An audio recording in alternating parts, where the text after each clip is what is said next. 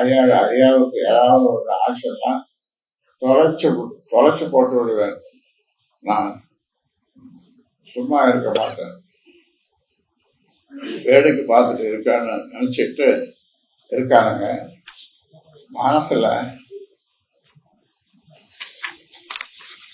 அப்படி ஒரு வெறி கோபத்தில் இருக்கிறான். ஐயாவை வச்சு டிராமா பண்ணிட்டு நாடகம் ஆடிட்டு இருக்கானுங்க. துப்பு இல்லாதவனுங்க. இது ஒரு சாதாரணமா ஒரு மாடு மேய்க்கிற சிறுவன், படிக்காத ஒரு மாடு மேய்க்கிற சிறுவன் கூட இப்படிப்பட்ட சொற்களை, இப்படிப்பட்ட வார்த்தைகளை, இப்படிப்பட்ட கோபத்தை,